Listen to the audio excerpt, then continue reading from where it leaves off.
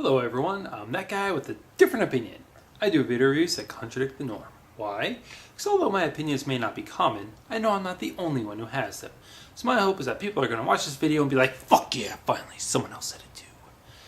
Now, anytime someone does something contradictory, there's always all those people who say, oh, this is just your opinion and it doesn't really matter and blah blah blah, and yeah, technically you're right.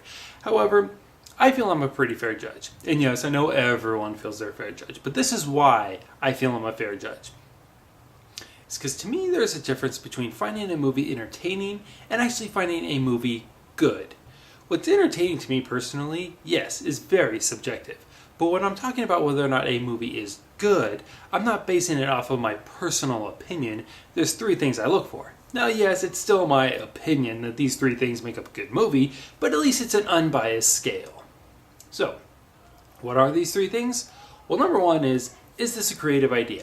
Now, different people have different interpretations as far as what they consider to be creative. My simple definition is something that is different and different for a logical reason. So either this is an idea that hasn't been done before, but we can understand why it's being done. My favorite example, Batman. If someone were to tell me, hey, I have this idea about this guy who dresses up like a bat and beats up bad guys, and that's it, I would say that's a stupid idea. But if you say, hey, I have this idea about this guy who watched his parents get murdered as a child, which psychologically fucked him up in the head, so he decided to become a vigilante crime fighter, and since he doesn't have any superpowers, he does a lot of training and a lot of studying, and while he's studying psychology, he finds out that criminals are generally superstitious and generally cowardly, so he decides to dress up like a bat to instill fear into them, and to create the persona of a creature to make himself feel like more than just a man, to give himself a psychological advantage.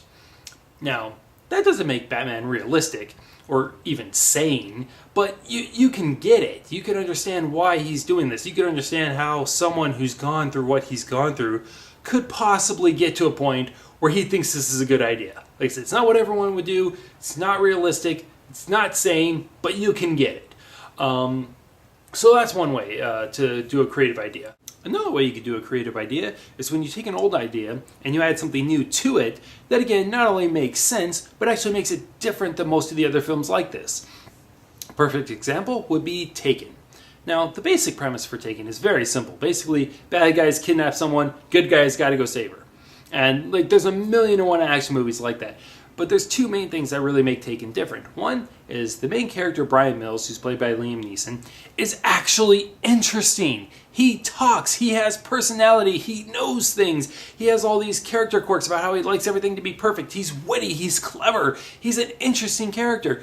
You very rarely see that in action movies. Usually the good guy's just there to beat up the bad guys. They have little to no personality.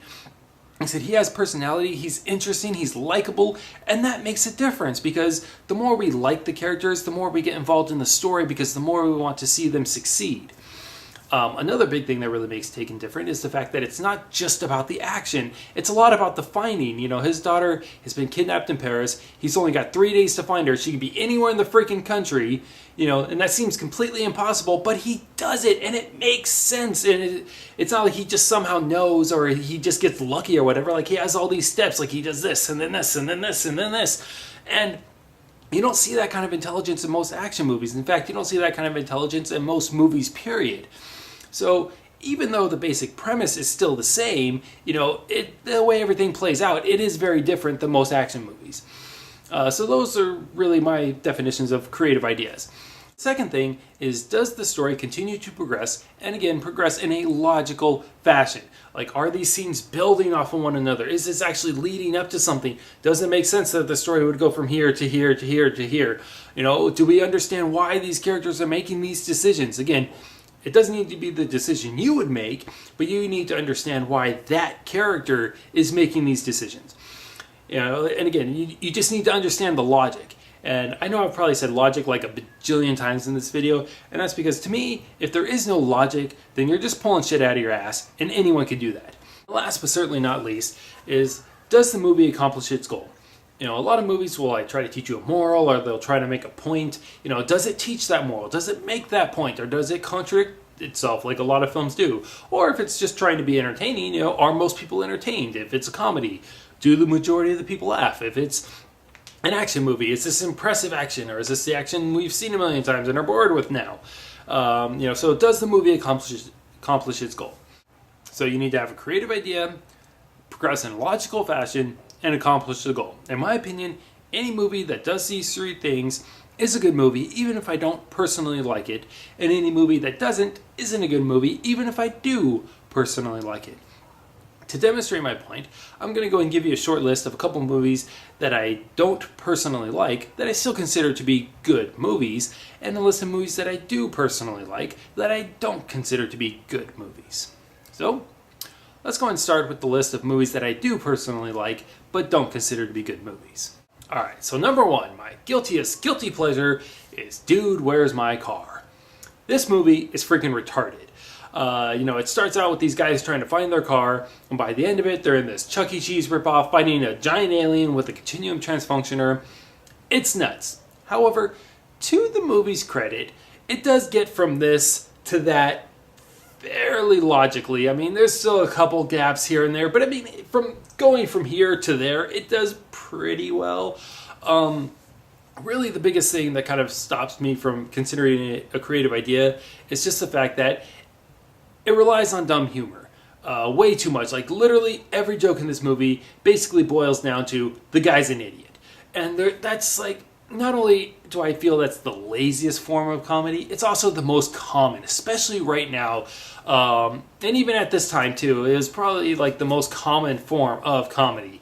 It's just that dumb comedy, like where every character is an idiot, every joke is funny because they're just so stupid. So I can't really consider it a creative idea. Like I said, it's partially a creative idea because it kind of goes from this to that, fairly good. But the comedy, it's not really very creative. Does it continue to progress in a logical fashion? Again, somewhat. Does it accomplish its goal? I think it was mostly just to entertain and make people laugh, which again, for the most part, it does. So I mean, it's almost a good movie, but not quite. It still kind of lacks logic a little bit, and like I said, the comedy is kind of lazy. For some reason, I just like it anyways. Normally, I really hate the movies like this that are just like all of it's just the dumb comedy. But this one I actually think pulls it off well, so I still like it anyways. All right, so number two is Speed. Now, it starts off fairly logically. The guy puts the bomb on the bus because he's holding it for ransom. Like, okay, don't agree with it, but we could get it.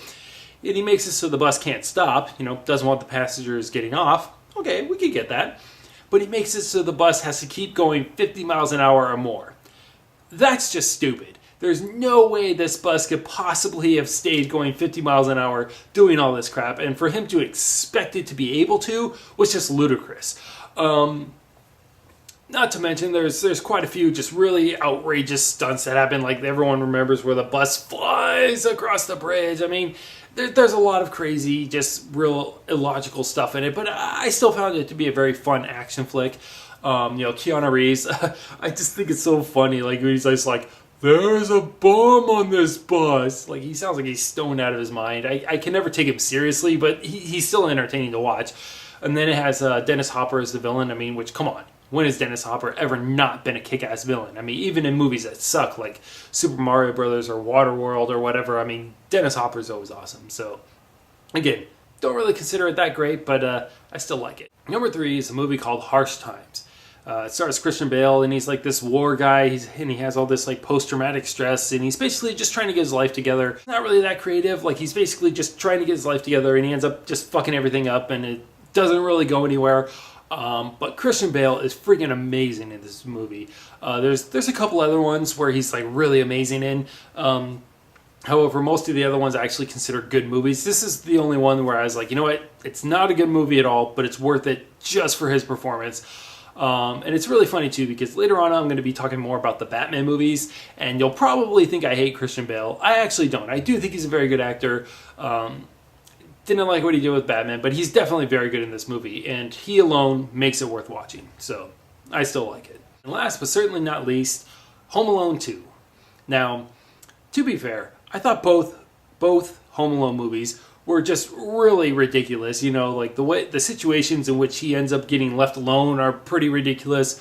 All the adults in this movie are like dumb as shit, especially Marv and Harry. I mean, it's like, come on, who would fall for that stuff? So I thought both of them were pretty illogical. I didn't see like 3, 4, or 5, however many they're up to now. I only saw the first two. Like I said, very illogical, but I still like them. I'm picking the second one because I actually think it's a little worse in terms of being illogical. Because in the first one, everyone's crapping on Kevin. Like the family's all kind of ganging up on him and making fun of him. I mean, even the adults. And that's the whole thing. I mean, he's the youngest in his household. I can understand if it was just the other kids, but even the adults get in on it. And it's like, come on, there's no way the baby of the family is going to get crapped on like this. I'm sorry. But I digress. Anyway, so they kind of crap on him. They end up getting separated. And, they're afraid that he's going to die and everything. So when they get reunited with him, they're just willing to forgive and forget and everything, which I could get that. You think you're going to lose someone. It makes you realize how much they really mean to you. But then in the second one, it's only a year later, and it's like they've completely forgotten about it. They're back to things being exactly the way it was. Marv and Harry this time, Harry looks around a little bit more, but he's still freaking stupid as shit. It's like, oh my gosh, it's like they didn't learn anything, and they fall for a lot of the same stuff, and a lot of the traps are kind of the same, and just, like I said, it was like the first one didn't even happen. But again, I still like it, and I actually like the second one more. I think mainly because of Tim Curry. I just love that scene where he gets down on his knees and he's just like, "I love you." Like, oh my gosh, I just roll every time. And I really liked these movies as a kid. I absolutely loved them as a kid. I used to do like little blueprints of what I would do if bad guys broke into my house, and trying to think of creative traps and all that stuff. So I think it's a bit of a nostalgia thing for me, but. So, yeah, I don't really consider it very good, but I still definitely do love these movies, especially around Christmas time.